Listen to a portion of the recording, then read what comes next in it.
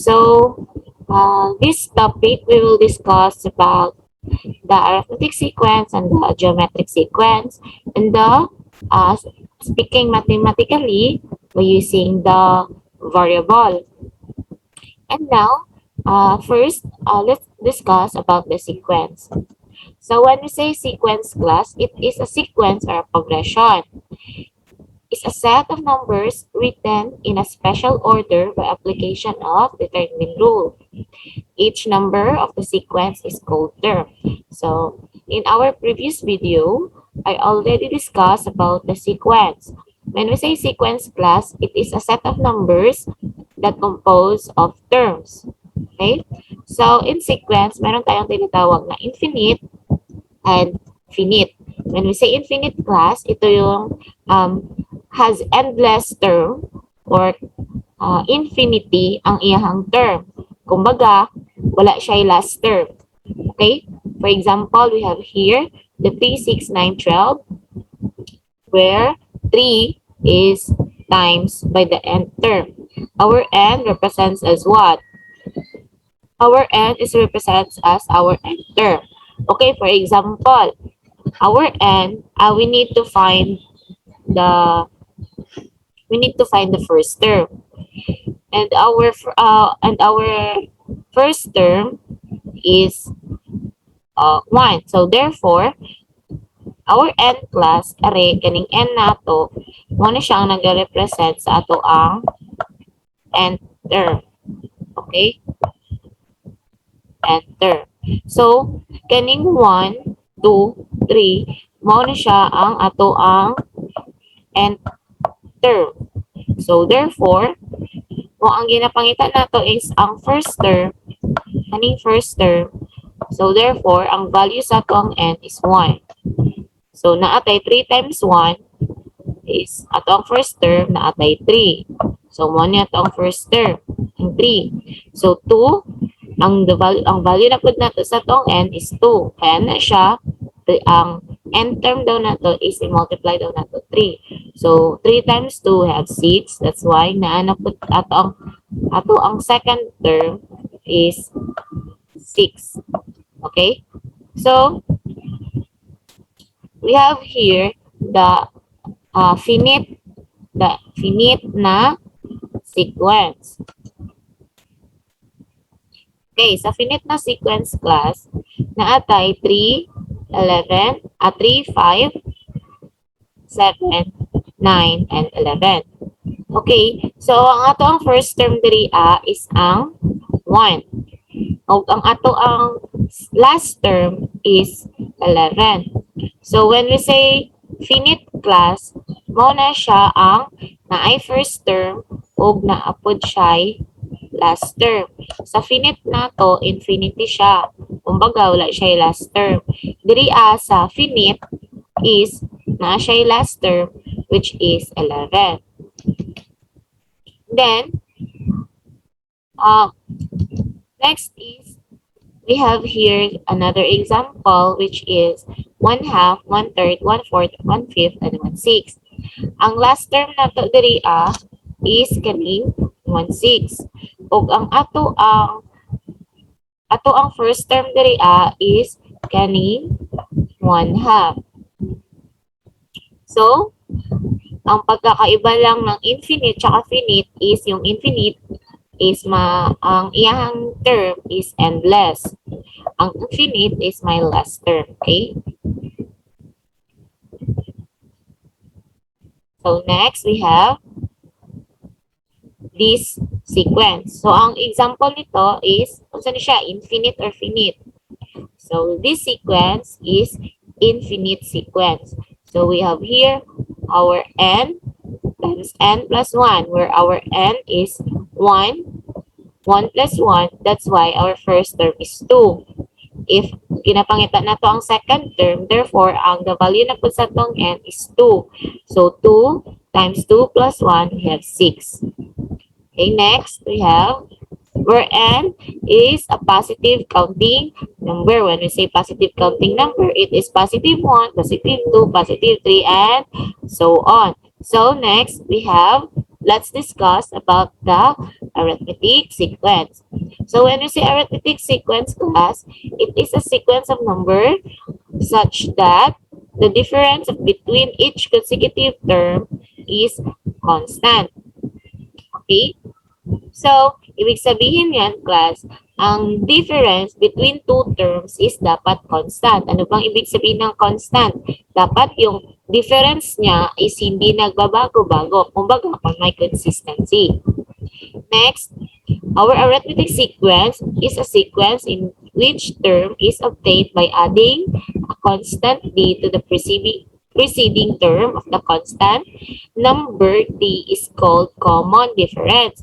So our d is the common difference. So when we say common difference, class, is makikita yon sa between two terms of the sequence. Okay, finding the end term of the sequence. So, by finding the end term of the sequence, meron tayong formula, which is a sub n is equals to a sub 1 plus n minus 1 times d, where our n, class, is mo na siya ang last term. Our a sub 1 is the first term, and our n is the nth term, and then minus 1, and the d, where d, unsa ganito ang d? At ang d is the common difference. Okay? So, our a sub 1 is the first term, and the a sub n is the last term. Our n is the term or the nth term, and d is the common difference. Okay, so let's have an example. We have here 1, 3, 5, 7. And the common difference between 1 and 3 is 2, 3 and 5 is 2, and 5 and 7 and 5 is 2. So therefore, ang ato ang common difference is 2.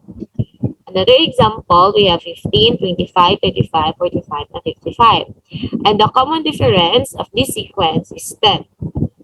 Ang tawag sa 2 and 10 is common difference. So let's try to find the end term. So to find the end term, naatay formula nga a sub n is equals to a sub 1 plus n minus 1 times the d or the common difference. So meron tayong sequence which is yung kanina, which is 1, 3, 5, and 7. And we already know the common difference of this sequence, which is unsa man ang iyahang common difference. Ang common difference niya is 2. So therefore, by finding the fifth term, for example, we need to find the fifth term. So we need to use the a sub n is equals to a sub 1 plus n minus 1 times d. So our a sub n is a sub 5. Bakit a sub 5? Because we need to what? Find the fifth term. Our a sub 1 here is 1. Then plus 5 minus 1 times 2. Our n, the value of our n is 5. Therefore, we have here 5 minus 1. So 5 minus 1, we have 4 times 2 is equals to 8 plus 1. Therefore, our fifth term is 9. Okay, let's have another example. Find the 10th term of arithmetic sequence, which is the 1, 3, 5, 7. So our a sub n here is the 10, a sub 10. So our a sub 1 is 1 plus 10 minus 1 times 2. Our 10 here is dito natin nakuha sa 10th term. So the value of our n is 10. So 1 minus 1 is equals to 9. Times that to sa 2 is 18. So plus 1, therefore we have 19. Okay, so let's have another example. So we have here 15, 25, 35, 45, and 55. We already know that this sequence have 10 common difference. So let's try to find the 108th term. So we need to use the formula again and substitute. Our a sub n here is the a sub 108. And our a sub 5 is what? Is 15. Bakit 15, ma'am? Because our a sub 1 is 15. Our a sub 1 is the first term of the sequence. And the first term of our sequence is 15. Therefore, we have 15. So our n, we have 108 term. So therefore, our n is 108. Minus 1 is equals to 107.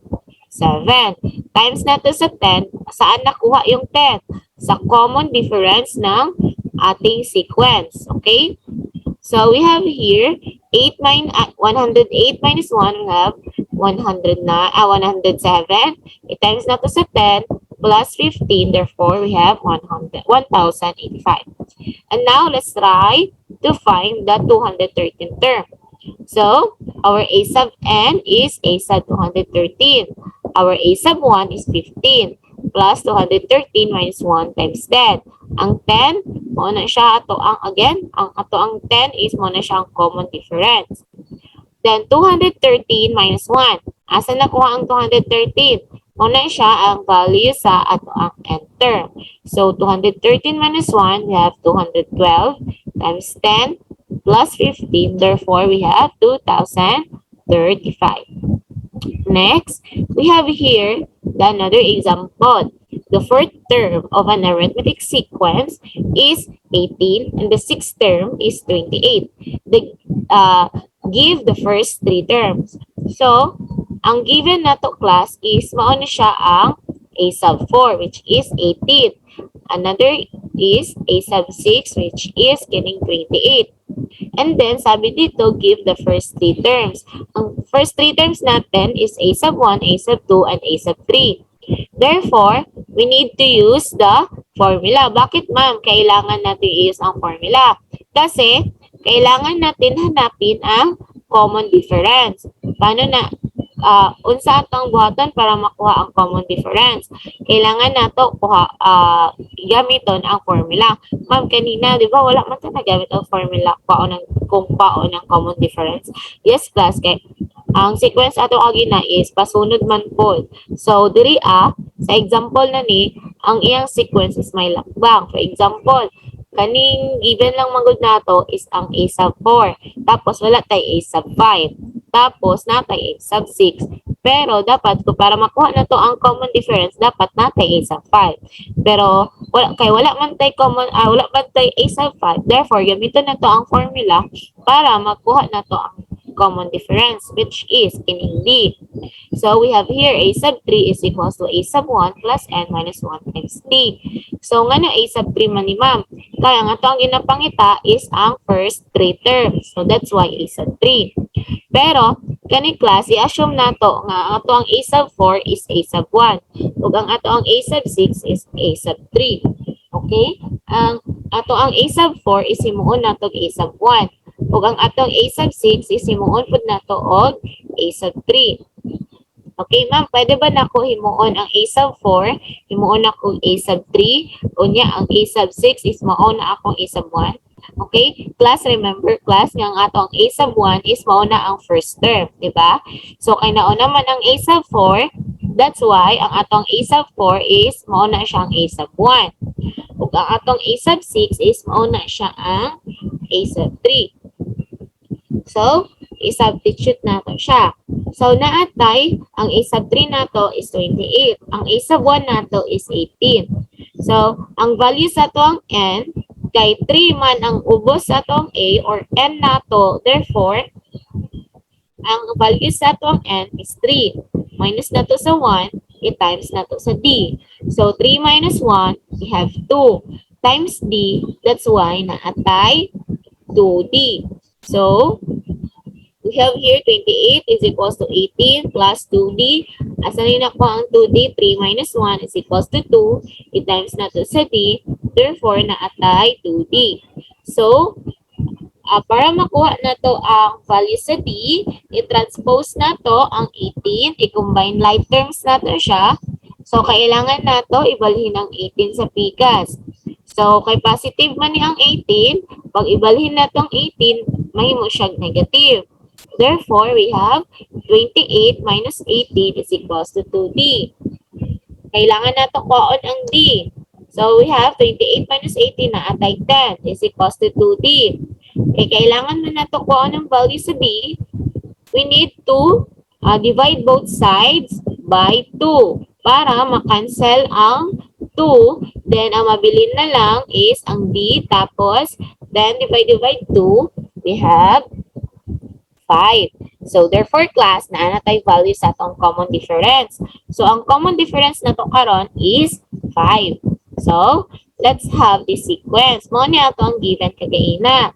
Nga ang given lang sa to is kaning 18 o kaning 28. So, mao ni ato ang first term, mao ni ato ang second term, o mao ni ato ang third term, mao ni atong fourth, mao ni atong fifth term, o mao ni ato ang sixth term. Okay? So, naana tay common difference na 5. Then, we need to use the common difference para makuha nato ang third term. So, ano ang gagawin natin? Kailangan natin isubtract ang 5. Isubtract na to ang 5 sa unsa? Sa 18. Para makuha nato ang value sa third na term. So, 18, which is kaning 4, kaning fourth term nato, 18, i-minus nato sa 5, that's why naatay 13. So, mo ni ang 18, mo ni ato ang fourth term. Para makuha na itong third term, kailangan na ito isubtract ang 5 sa ato ang fourth term. So, ang value sa ato ang fourth term is 18. I-minus na ito sa 5, that's why 13. Tapos, so 13 na ang ato ang 13. 13 na ang ato ang third term. Then, kay 13 naman na ang third term, isubtract na po na to ang 5 sa 13. So, naatay 13 minus 5 is equals to 8. So, that's why ang atong second term is, pila naman atong second term? Naanatay 8 na second term. So, kay 8 atong second term, isubtract na po na to ang 5 sa 8. So, therefore, we have 8 minus 5 is equals to 3. So, therefore, class, ang ato ang first term is 3. So, that's why, ang ato ang sequence is 3, 8, 13, 18, and blank. Wala tayo answer diri and 28. Pero what if gusto na ako pangitaon ang fifth term? Sige, para kung gusto niyo pangitaon ang fifth term, we can subtract the 28 sa 5. We can subtract the 5 sa 28. So 28 minus 5, we have pila man? We have 23. Or pwede po na to class? So naman ako, wait lang pa sa pwede po na to i-add ang 18 sa 5. So, that's why naatay 23 nga fifth term. So, ang atong sequence na karon is 3, 8, 13, 18, 23, and 28. Okay? So, next, we have here wait lang ka sa ayun. Erison sa atong sunlats. Okay, so next, let's check your progression. So since we already have the fourth term and the sixth term, the missing term between the fourth term and the sixth term, find its ninth term of the sequence. Okay, so ang ato ang sequence kagaina na atay 3, 8, 13. Dapat niya ito. 3, 8, 13, 18, wala. 18, and 23,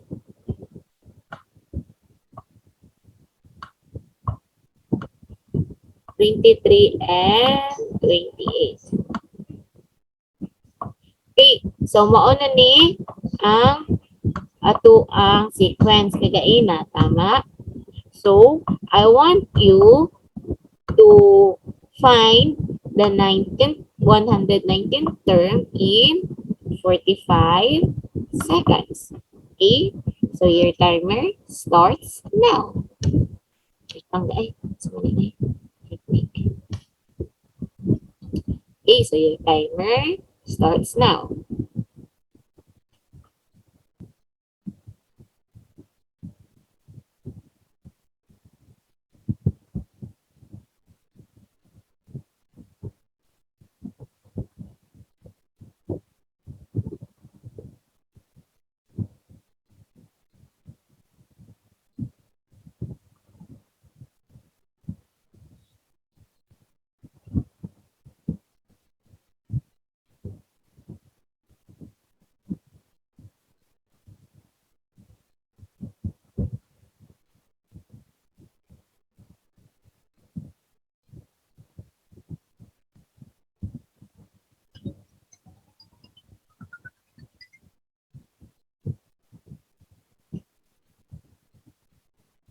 Okay, so what is your final answer?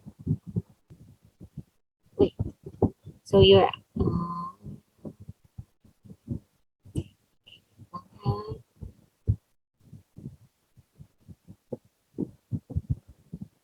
okay, so your final answer is, let's find the fifth term. Ang atong fifth term, we already know that our fifth term is 23.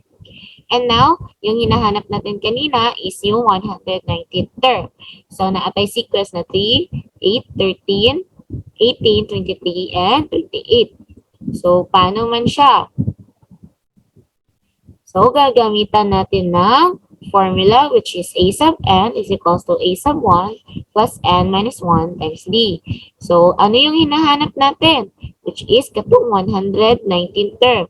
Therefore, ato ang a sub n is 119.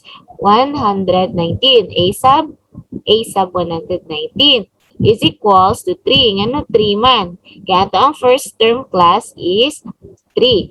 Okay? Plus 119 minus 1 times 5. So, therefore, 119 minus 1, atay 118 times 5 plus 3 is equals to 593. So, let's proceed to geometric sequence.